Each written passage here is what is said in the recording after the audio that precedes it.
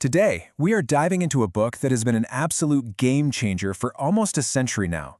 Dale Carnegie's How to Win Friends and Influence People. Now, what if I told you that the secret to a bigger paycheck, to better relationships, to more success, isn't at all what you think it is? Well, let's find out. Carnegie kicks things off with this really surprising observation. See, he taught over 1,500 engineers, and he started noticing a pattern. It wasn't the person with the most technical skill who was making the highest salary. No, the top earners had something else, something extra, a skill in human relations that turned out to be way more valuable. So that's the big question, right? What is this powerful skill that separates the good from the truly great? And, probably more importantly, how do you get it? How do you master it? Okay, let's dive in. To really get how to influence people, we first have to talk about the single biggest mistake that pretty much all of us make when we're dealing with others, and that is the absolute futility of finding fault. To see why criticism just doesn't work, let's look at this really dramatic example, a guy named Two Gun Crowley. Back in 1931, he was New York's most wanted man, a notorious cop killer. He was finally cornered after this huge manhunt that ended in a massive gun battle right in the middle of the city. So you'd think a guy like that would be full of remorse, right? Not even close. While the police are literally firing machine guns into his apartment, he's writing a letter. And get this, in the letter he writes, "Under my coat is a weary heart, but a kind one." I mean, even a hardened criminal, in his final moments, didn't blame himself for anything. And hey, this isn't just about criminals. This happens even at the highest levels of power. When Teddy Roosevelt publicly attacked President Taft, do you think Taft changed his mind? Nope. He just got defensive. With tears in his eyes, he said, "I don't see how I could have done any differently." Criticism doesn't persuade people. It just builds this big wall of resentment. So here's the bottom line, and the psychologist Hans Selye put it perfectly. As much as we thirst for approval, we dread condemnation. Criticism is just a dead end. It wounds a person's pride, it puts them on the defensive, and it gets you absolutely nowhere. Okay, so if criticism is a total bust, what's the right way to go? Well, it all comes down to one of the most powerful secrets in human psychology, understanding and tapping into our deep, fundamental craving for importance. Carnegie argues that this desire for a feeling of importance is what truly separates us from animals. It's the engine of civilization itself. It's what drove a young, uneducated grocery clerk named Abraham Lincoln to stay up late, studying law books he found at the bottom of a barrel. He was driven by that very same craving. And this just brilliantly shows the two ways this urge can play out. See, everybody is looking for that feeling of importance. John Dillinger, he found his by becoming public enemy number one. Abraham Lincoln, he found his by saving a nation.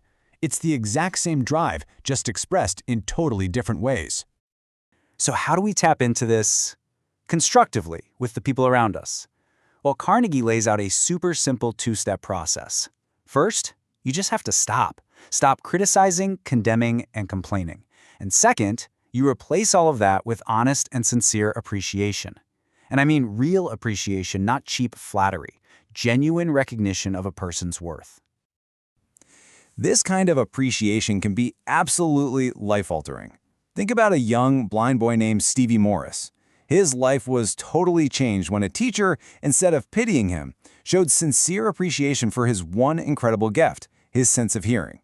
That simple act of recognition helped turn him into the legend we know as Stevie Wonder.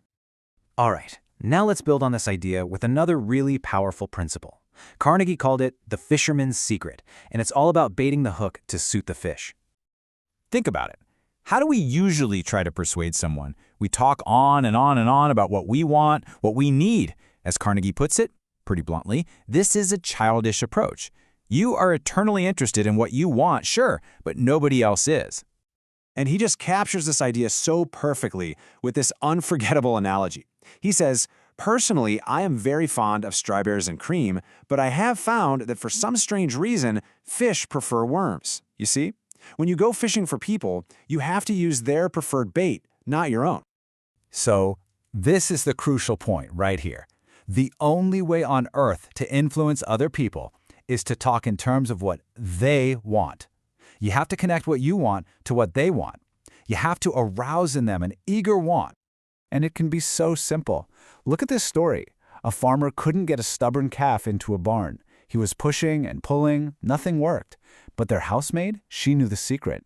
She didn't try to force it. She just put her finger in the calf's mouth and let it suck, and she gently led it right where she wanted it to go. She thought about what the calf wanted. So we've seen why criticism is a total failure, the incredible power of appreciation, and the secret to arousing a want in someone else. So now let's bring it all together with a really powerful, actionable challenge. Carnegie basically lays down this famous challenge.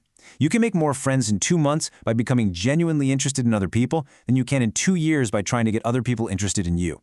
That is such a radical shift in perspective, right? From focusing on me to focusing on you. So what are the key principles to walk away with? Let's just boil it down. First, don't criticize, condemn, or complain. Second, give honest and sincere appreciation. And finally, always try to arouse in the other person an eager want. Look, these aren't just theories from some old book. They are real tools for a better life. They can help you build stronger relationships, achieve your goals, and just become a more influential person all around. So, my question to you is, who will you try to understand better today?